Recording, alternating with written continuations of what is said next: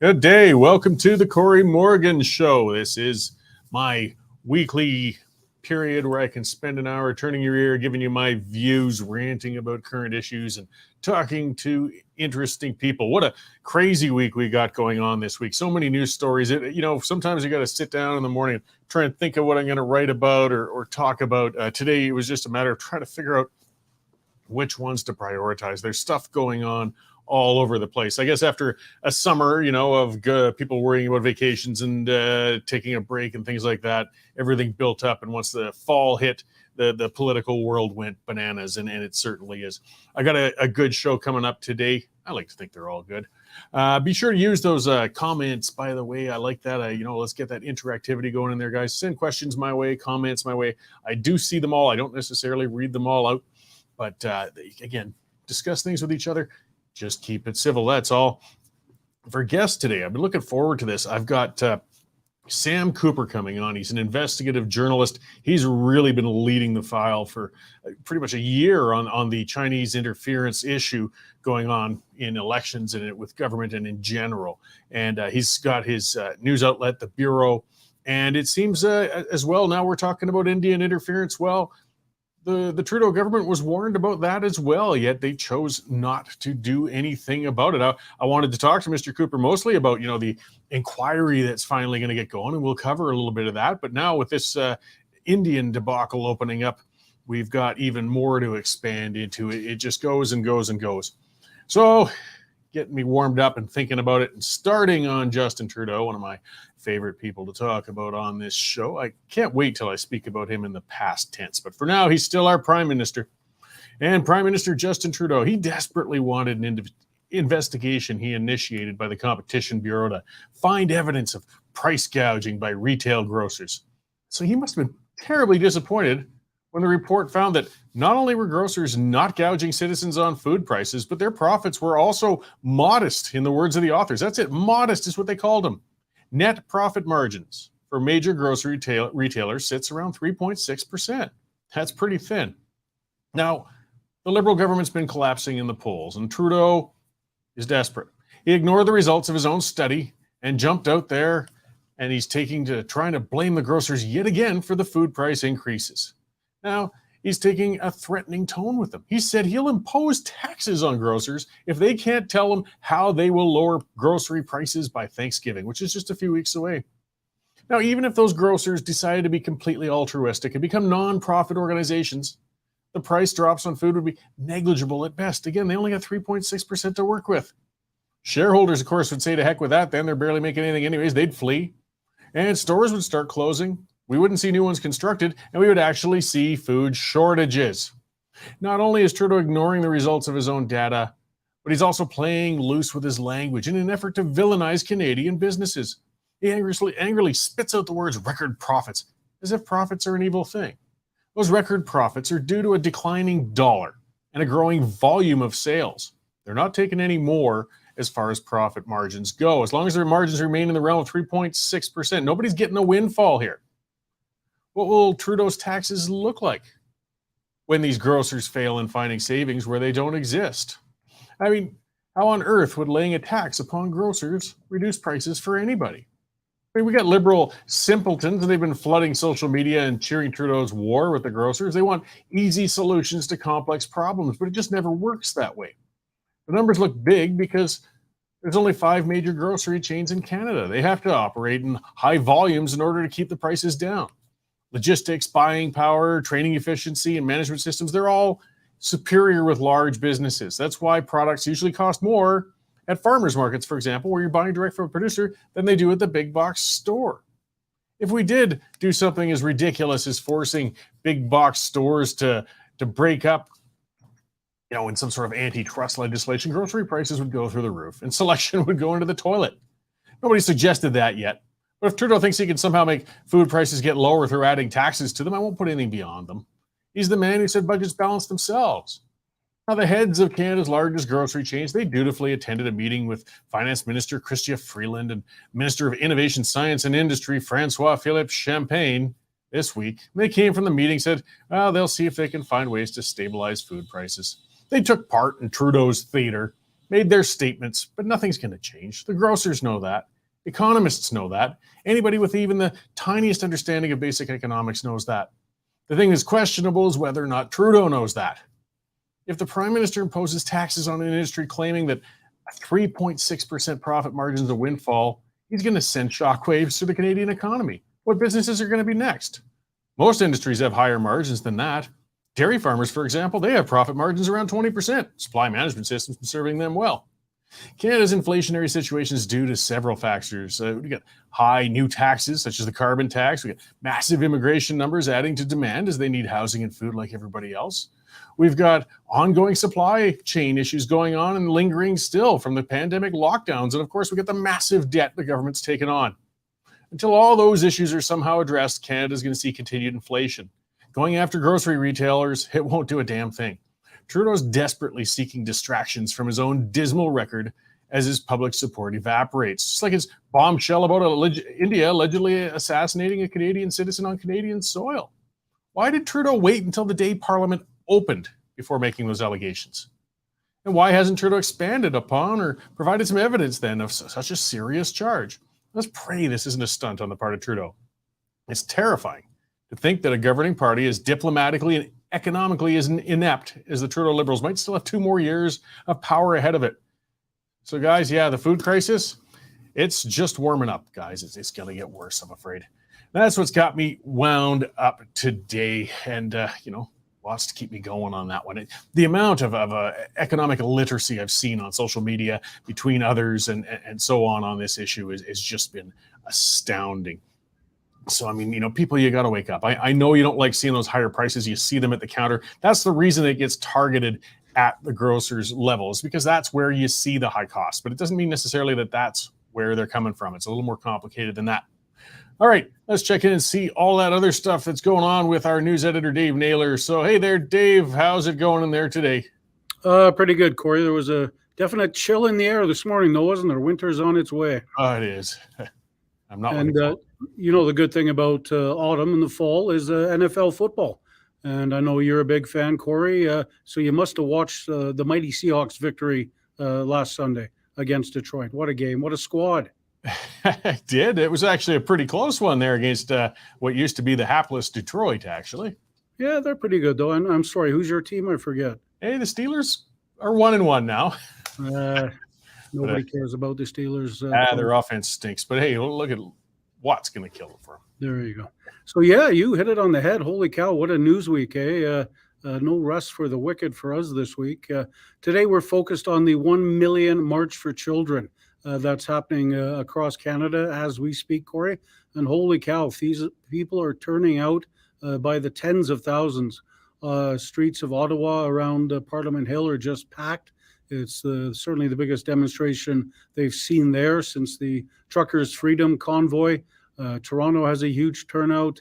In Calgary right now, there's about 1,000 people in front of the federal Harry Hayes building, and they're marching to City Hall, where they'll be met by no doubt other people. So yeah, it's a big story across Canada today, and we've got reporters all over the place that'll be filing stories on that. Other stories you can click on this morning is our energy expert, Sean Polzer, has spent the week down at the World Petroleum Congress, down at the Roundup Center in Calgary. And he says it's been a story of mixed opportunities and mixed messages, as the feds say one thing and Alberta says another. So it's a really good column from Sean there.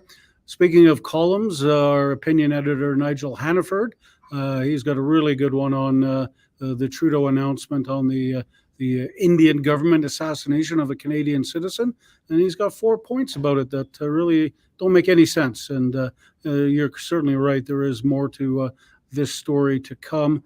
And British Prime Minister Sunak announced today that Great Britain will be rolling back their targets for for electric vehicles. They say it's just too costly right now, and they're rolling it back for several years. And speaking of Trudeau, he's at the UN today, and he's going the other way, as we know, Cory. He's Mr. Climate, and he's telling the world how great Canada is and all we're doing. He is, even though he's making life unaffordable for the rest of us at the moment. Yeah, he's certainly going to some great pains to save us all from ourselves, isn't he? That's it. So yeah, keep coming back to the website this afternoon. We'll have continuing coverage of the big marches across Canada today. Right on. Thanks, Dave. I'll let you get back to it. I know you got a mountain to manage today there. Certainly do. Thanks, Cory. All right, thanks. So that was our news editor, Dave Naylor. And yeah, we just, like I said, this week has just been kicking off with a mountain of stories going on. We've got reporters all over covering things, writing on it as much as they can and getting it out to you guys. So this is where I nag you and remind you, though, the reason we can stay as independent media is from your subscriptions, and we really appreciate it. People have been coming through. That's why we're doing great. That's why we're expanding, but we still need more. We don't take any government funding. We never will. $9.99 a month, guys. $100 a year, and that is how we can stay independent and keep these things going. Share the links out there. Independent media is the future, guys. It's the only way we can go. It's the way we can cover these stories without interference and keep that local coverage going. You know, we've got people on the ground. There aren't too many outlets that can afford to do that anymore. Again, I thank you guys who've kept us going so far. And again, encourage you to just keep it coming, guys. It's just like an old newspaper subscription used to be. It's just now we spread it around a little more. And yeah, I'm going to talk a little more about that. It's something I'm going to write on later. Another interesting thing I saw, breaking last night kind of, it was an announcement of a $3 billion loan that's going to finance nuclear reactors in Romania. Now, so here we are. We've got the Alberta government that's being told, hey, you guys have somehow got to come down to net zero by 2035 for your electrical generation, or we're going to put emission caps on your prime industries and punish you. But meanwhile, we're going to give $3 billion, or at least in loan guarantees, to Romania to build reactors. Now, I know it's going a little farther back, but if you look at the history of CANDU reactors in Romania, Canada actually supplied them or tried to supply them with 5 back at the late 80s, and it turned into a complete debacle. It was a mess. Only 2 of them got completed, and they are running right now. 3 of them are sitting to this day half completed, and now we're going to guarantee loans for a bunch more reactors for Romania. Nothing against the Romanians. They're trying to climb up from an old communist economy. I understand that. But we have some economic challenges ourselves. And I tell you what, Romania is not a good credit risk. It's one of the most corrupt countries in Eastern Europe. They got some fantastic people, but they've got some challenges.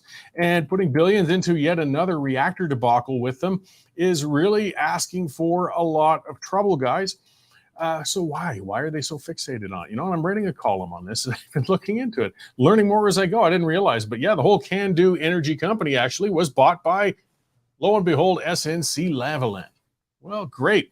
There's a company known for its above the board overseas dealings, isn't it? I could see why they could get along with the players in Romania in having government funded things like reactors built over there.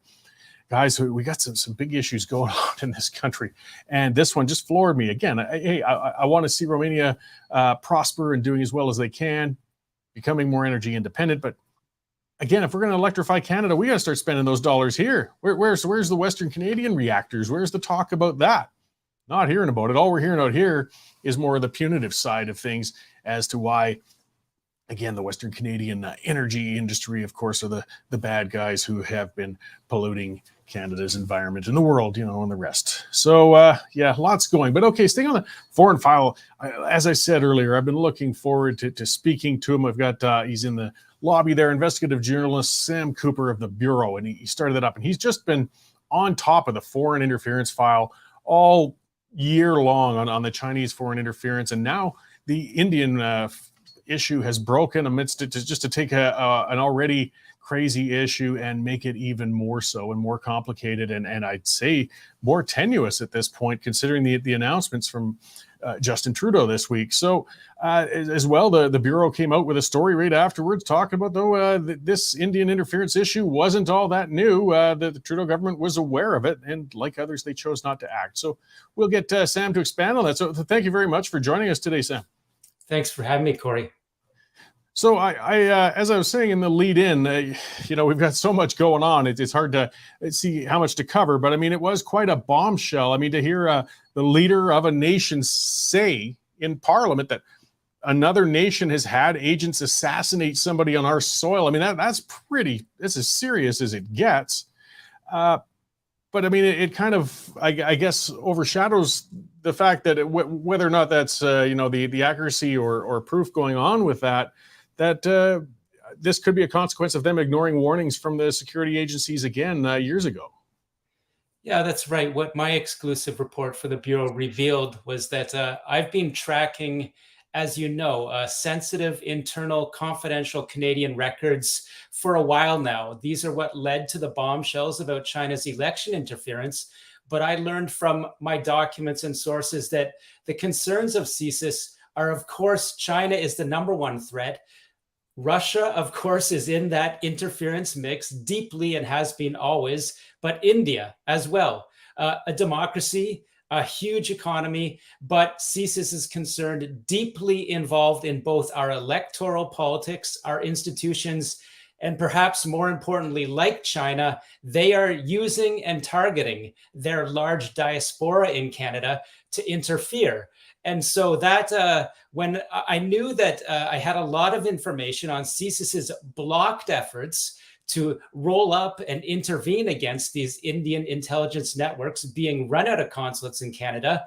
And so when Mr. Trudeau dropped his bombshell seemingly out of nowhere in Parliament, I knew it was time to bring out my evidence from documents that said, indeed, CSIS wanted to move forward with the threat reduction powers, as you recall, given to them by the Harper government, really to target and roll back terrorist networks. In this case, CSIS was so concerned that Indian intelligence was so deep into communities in Vancouver that they wanted to intervene, target a diplomat there. And it's a long story that I'll make short because I've repeated it over and over again. Trudeau's government blocked this intervention because Global Affairs Canada values trade deals, diplomacy, political wins with other governments, in this case, India. Other agencies, other departments in Ottawa were worried that this was too politically sensitive for CSIS to dive into Vancouver. And also, as you recall, Prime Minister Trudeau's big trip to India was planned for 2018.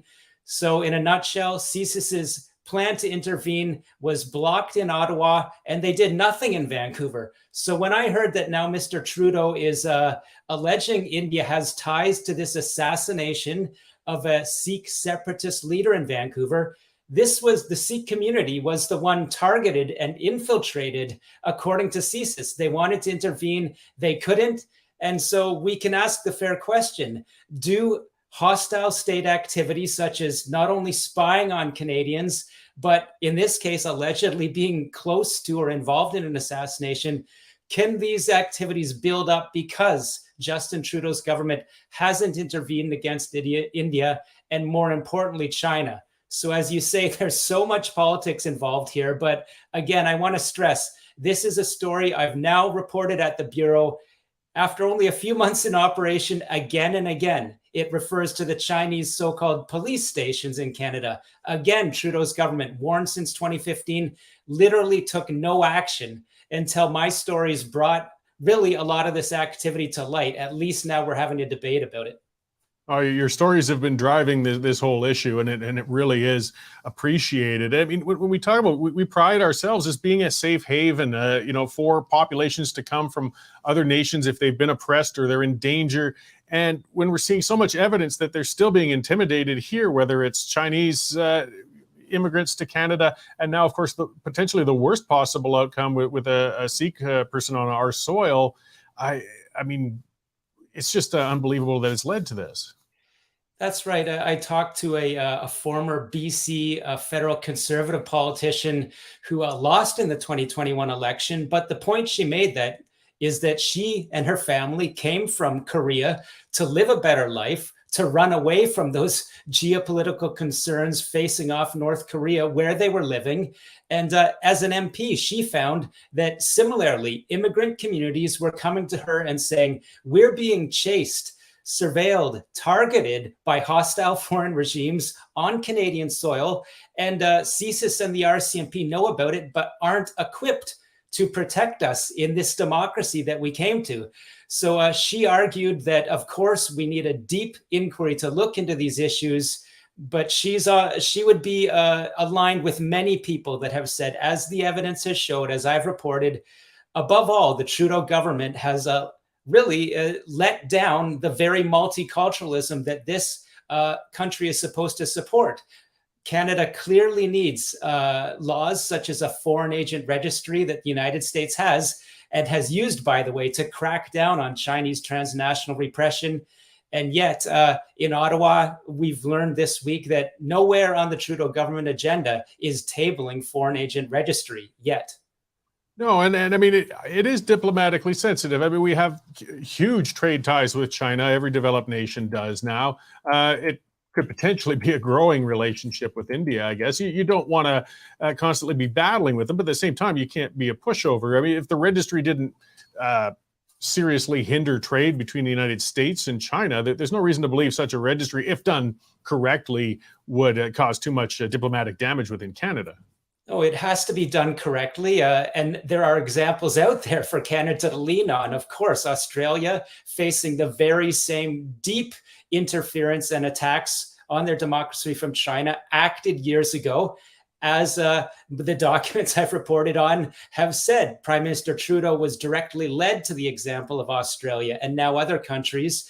And so, look, the model is out there. And as pretty much any reasonable Canadian expert I'm aware of says, look, this is now a tool of modern democracies. The world is getting tougher out there. If you don't have, a fair law such as this in place, you're leaving your populations wide open to, let's just come out and say it, essentially secret police activity on Canadian soil. And one thing I'd like to add, Cory, among any other reporters that are chasing down this story, again and again, my reports have pointed to the use by these hostile foreign nations. I won't name them all here, but China and Russia would be at the top of the list. The direct use of organized crime elements in diaspora communities, which is completely unacceptable and is something that the United States is cracking down on for sure.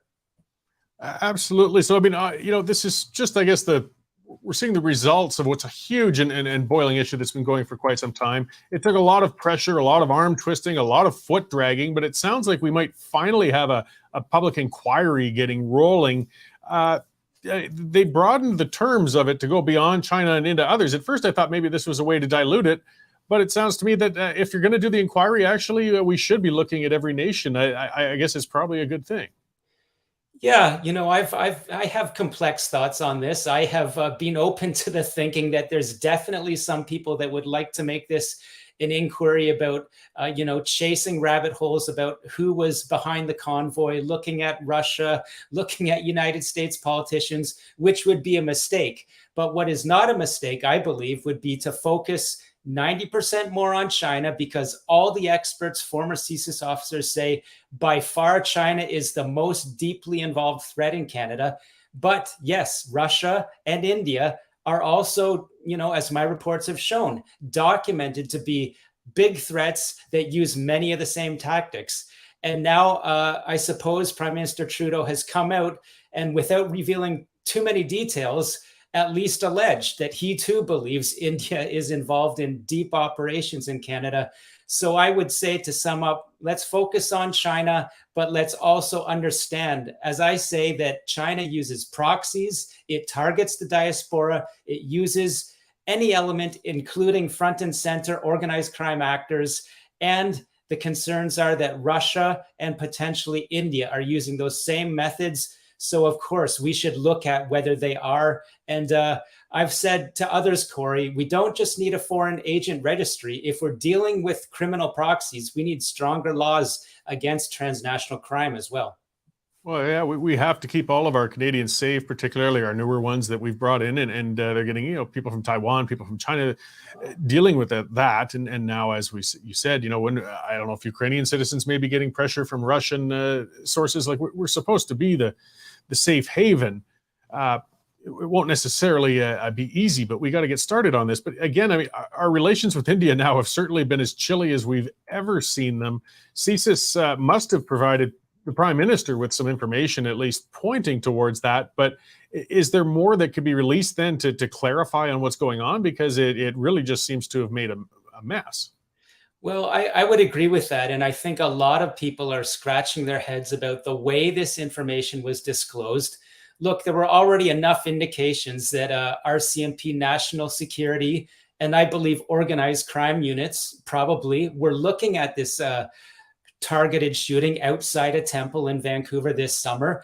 And that's not a surprise to me, because if you remember, the Air India mastermind was also executed in recent years. And police were not shy in saying it could be anything from organized crime, state-sponsored crime, potentially another state. You take your pick. And let's not forget, my reports have already shown that CSIS believes not only are they worried about India being active in Canada, but they're worried about Pakistan being similarly active in Canada to counter India. So when I boil all this down, will Prime Minister Trudeau be able to produce more evidence? You would think he has some sort of document, but does he want to produce more evidence? And could this just, I'm not, and others aren't convinced, how clear could the line to India be? Or could it just be going into a rat's nest of networks that could include intelligence agencies, internecine rivalries at this temple, organized crime? It could be anything. And you're right when you say, I think Canadians need more, because there's now an international diplomatic crisis underway. Well, and we have large Indian communities in Canada, in Calgary, in Vancouver, everywhere. They're fantastic Canadians. They're a complicated society. You have their Sikh populations, the Hindu populations.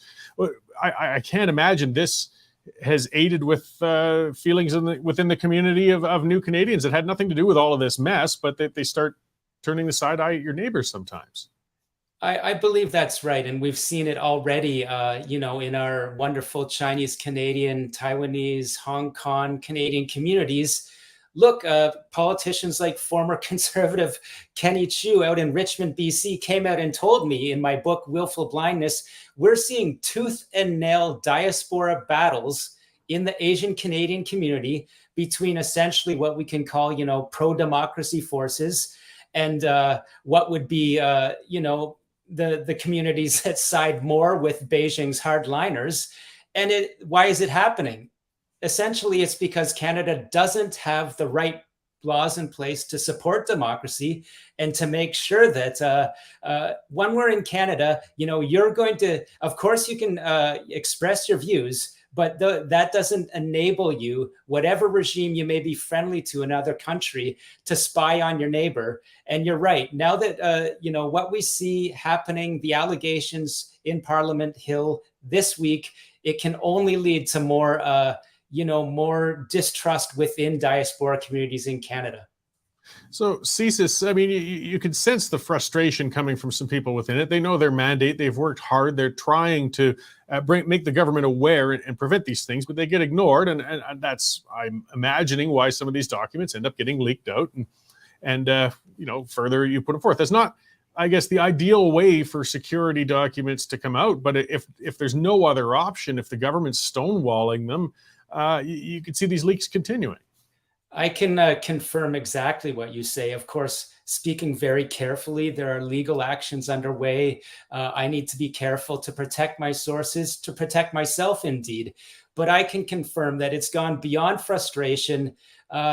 It's fair to say that people in Canadian institutions for years have been approaching me because they believe, first of all, for decades, most specifically with China, Canadian governments, that is, successive prime ministers, have been targeted. Some governments have responded better than others, but the situation since 2015, coincidentally to Xi Jinping rolling out more forcefully what we call his United Front interference networks, and the Trudeau government not responding to this threat, the situation has become so dire in Canada that indeed people that walk around with badges to protect Canada came to me and said they don't see any other path but for an established journalist on this file to tell Canadians what's really going on. And by the way, they say that Canadians still don't know the half. There's sensitive information I can't report. There's information's too sensitive for people to even share with me.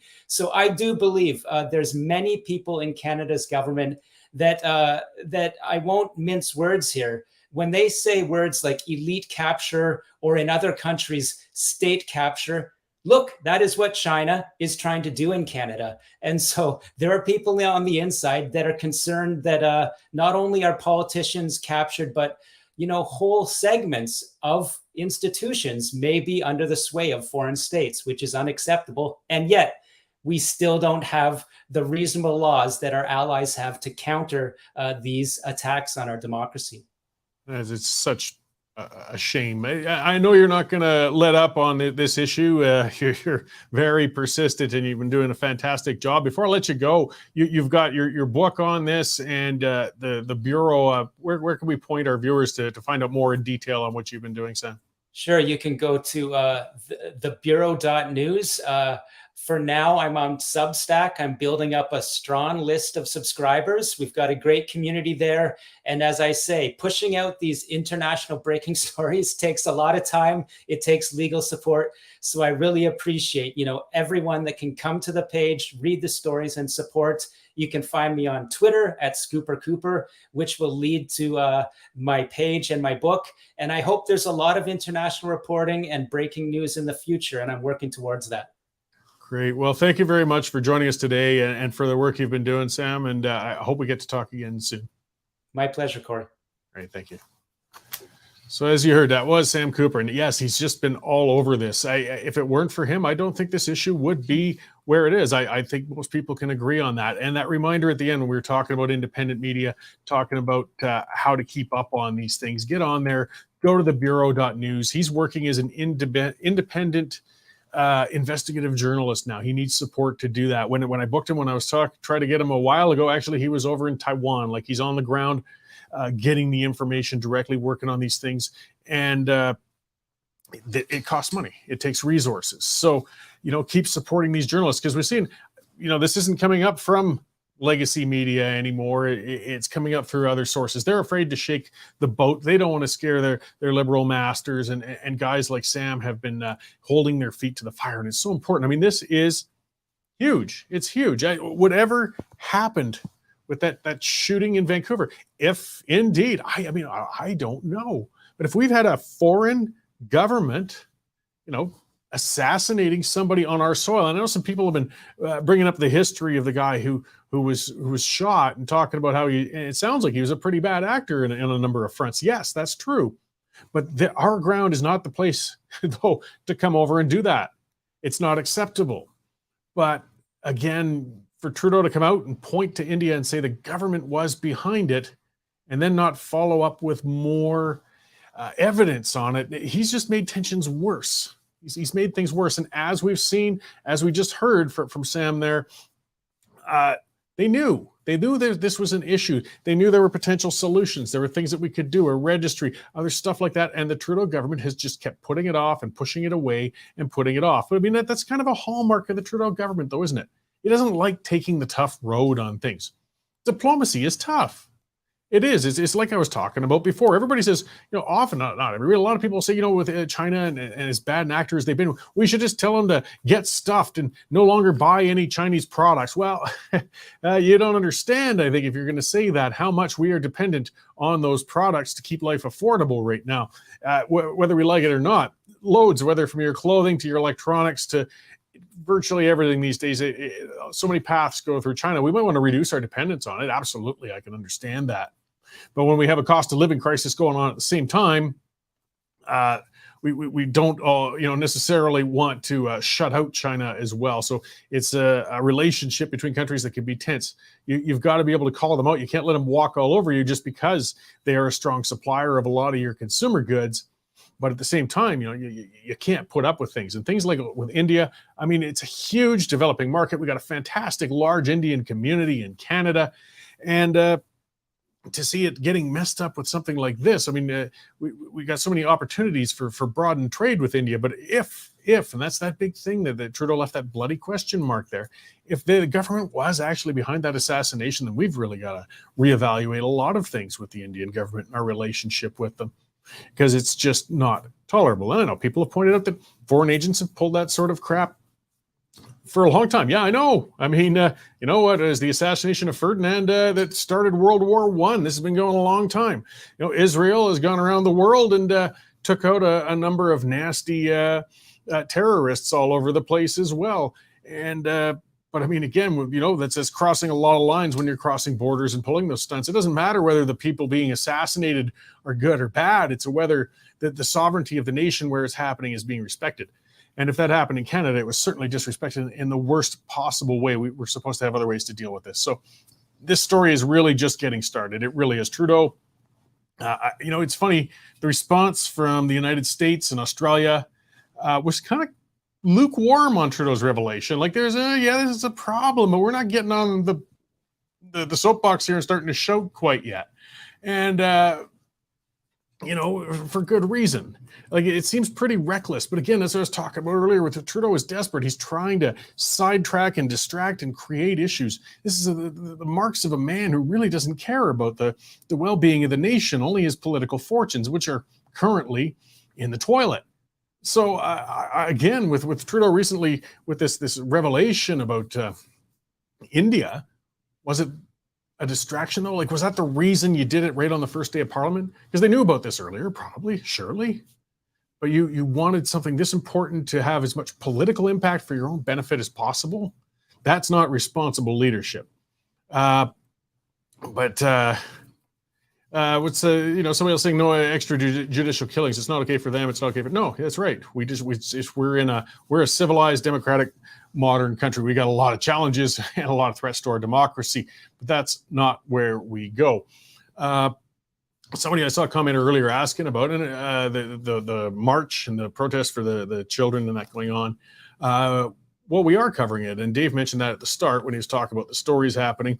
I mean, right now, all those marches are currently happening right now. We've got reporters out there on the ground, and we will be reporting on things at the westernstandard.news as they come in. So you can go there and see the updates. I'm not speaking to it right now because I know as much as you guys about it, you know, in the preparation and the stuff leading up to it and the counter protests leading up to it. And I got a feeling there's going to be a lot of pretty heated exchanges, to say the very least, going on between protest groups. I drove downtown to Calgary today, and there were set up already a couple hours ago, a bunch of people on one side of the street and a bunch of people on the other, all screaming across the street at each other. And that was hours before the official start time. So I imagine it hasn't gotten any better since, but we'll see what happens with it. We got a lot of frustration going on out there. And I said before, I'm mixed on it. I mean, I've never made a secret of that. I'm pretty socially liberal, guys. I'm not a social conservative. But at the same time, I also see the right to the parents to be sacrosanct. This is where the line keeps getting crossed by the activists. They keep pushing and pushing and pushing. I understand there are some intolerant parents who children, you know, are hitting into their teens and realizing that they're not straight. They'd be afraid to say so in their household and things such as that. Fine, you know, we're growing as a society. We're getting better. We're getting more accepting of all of those things. But it's not the role of the school system and the unions. Remember, it keeps coming to the unions to bypass the parents, though, and get in the middle of that. That's not their role. It's not their role at all. And they keep crossing it. And that's what this battle is right now. I mean, we saw the Toronto Star earlier basically saying parents don't have the rights to know what their kids are doing. BS, they don't. They're the parents. The parents may not always be right, but it's not the role of the state to get in the middle unless we're talking about true, serious physical or mental abuse. And I know they're broadening the definition of mental abuse and calling it serious. If some kid walks up to the parents and say, hey, I'm a girl today, and you say, no, you aren't, that could be considered serious mental abuse. Come on, guys, you've moved that goal line way too far beyond the reasonable. Leave the kids alone. That's the thing with the activists. Why are they always focused on going after the kids? Leave them the hell alone. When they get 16 and into 18 years old, they'll have a much better idea of where they're going, what their identity is. Some families will be better at dealing with their children than others, but it's not the state's role. And that's why people are on the streets today. You know, there are some people out there, and that's how it's being phrased by the legacy media, of course. They're saying it's all anti-LGBTQ demonstrators. Well, no, not necessarily. They're pro-parent demonstrators, pro-parental rights. And Not all of them. There are some amongst them. Oh, there's certainly some hateful people in there, and some people who think that homosexuality should be illegalized again, or that same-sex marriage rights should be reversed, and garbage like that. They're out there. They have the right to have that view. It's a dwindling view, and it's a wrong view in my view. But most of them are just concerned parents, and it's being framed the wrong way. But they're pushing it too far. They've pushed the parents too far. A commenter saying in Lethbridge, a leader of Antifa known as a Marxist, is a junior high school teacher. Yeah, like the ridiculousness going on in our schools and the acceptance of when it goes too far. That nutcase who was out there with his great big fake giant boobs, as a shop teacher, and the school board couldn't find the courage to just get up and say, this guy's screwed in the head. He's dressed inappropriately. This is not right for the students. This is not a good example, and we're going to impose a dress code to remove this person from their job. They wouldn't do it. They couldn't do it. They were too scared. The well-being of the students fell beyond what is paradoxically saying he trolled everyone. Yeah, I don't know if he was trolling or nuts or whatever it was. I don't care. The bottom line is what he did expose, whether intentionally or unintentionally, was that the schools and the school boards won't stand up for the rights of children when somebody has crossed the line dramatically in front of them like that. And parents have had enough. They're getting concerned. And that's what a whole lot of them out there demonstrating today are. I put a post up on Twitter recently, showing a picture from one of the Edmonton protests, and it had a setup. They actually got a booth set up with a picture of Karl Marx and saying, it's the Communist Party. Join us here. You know what? I'm going to say this outright because we don't say it enough. Communists are as bad as scumbags as Nazis. They are. Communists killed hundreds of millions of people. They're murderous thugs. They're disgusting. And the hammer and sickle should be spit on as quickly as a swastika when you see it surfacing again. They should have the right to put their stupid table out there, but call these people out, because there's no room to have people embracing that sick ideology. When they sit there and stand on a high horse and saying that people are embracing a sick ideology by protesting in parents' rights, yet you'll happily sit there manning a table, a communist table. Communists, the ones who starved millions of Ukrainians to death, millions of Chinese, that oppressed people for decades and decades. No, I'll call you scumbags out when you push that crap. Just as I'll call it some scumbag out who pushes a swastika. It's disgusting too. But there's a double standard when it comes to it. If some idiot was sitting there with a table with a couple of swastikas saying, let's bring about a new Nazi party in Canada, I think people would rip that table down and then give those guys a few swift kicks in the butt and move them along, as they should. But communists, well, that's not so bad. Yes, it is so bad. They're two sides of the same coin. They're authoritarian extremists who don't care about the population and who will murder citizens for the sake of their ideology. So, it's a sick ideology. So speaking of crime, I'm just going to hit a couple of things as we kind of wrap things up. A few news stories. Crime costs Canadians more than $43 billion a year. Turn the page a little, because we've got a weak justice system, if you want to call it that. And this is where people talk about it's too expensive to keep incarcerating. It's too expensive to get more police. It's too expensive. BS. When we're cost $43 billion a year because the crime's committed, unchecked crime. I'm sorry, that's total expenses from police overtime, lost wages from victims, funeral expenses, trauma. $43 billion a year. I think we've got some money that we could crack down on and make more effective crime policy. But again, where is it coming from? Well, let's have a look here. There was an inflation summit. This is a neat story that's come up. I think, did Dave mention that or not? Cabinet had one of their retreats, Trudeau's cabinet. So a few dozen people got together out there for 3 days. And let's see, what did they spend? $275,000 on an inflation summit. Yeah, 3 days in a Vancouver hotel, and they spent $275,000 to examine inflation. Can you imagine? Just sat there eating their caviar, drinking their Dom Perignon, and dwelling on, why are Canadians having higher prices for everything? They've got no clue, these elitist jerks. true Marie Antoinette sort of behavior. But what do you expect out of a trust fund baby prime minister like Justin Trudeau? His cabinet's reflecting him. They are tone deaf. They have no idea what common Canadians are actually suffering under their inflationary regime, their overspending regime, the regime that is stepping on the rights of Canadians every day. So for these scumbags, and I'll call them that, to sit there sipping on that, to have $275,000 to sit in a hotel for 3 days. Room charges were $130,000. 3 days. The catering alone was $46,000. Again, it's just the cabinet. You know what? We've got a giant bunch of buildings and facilities on Parliament Hill where those guys can get together at a fraction of that cost. No. We want to travel on the dime of the taxpayers, sip those expensive foods, drink those, eat the good foods, sip the wine. It's sick. It's sick. This is a broken government. And it's only going to get worse. This is what I'm worried about. This week is going bananas, like I was saying, from bombshells dropped in Ottawa with the India thing, with going after the grocers, you name it, things like that. It's a desperate government. It's only going to get worse as they continue to drop in the polls. And he's going to keep coming up with things to try and sidetrack us from it somehow. All right, to close things out with the dark comedy of interesting news that was released out of all this. Yeah, India has put out a warning to travelers saying, Canada could be a dangerous place for Indians to travel to because of politically condoned violence happening over here. Yeah, the shots get back and forth, get more and more absurd. I mean, there are some very real dangers going on if we've got assassinations happening on our soil, though I don't think your typical Indian tourist has to worry about it over here. But that's the sort of games that are going to get going, and they're going to get a heck of a lot worse as we go along, unfortunately. So that covers it. Get on there, guys. WesternStandard.news. The news stories will keep coming up. There's going to be a whole lot breaking and a whole lot more we're writing on through the course of this week.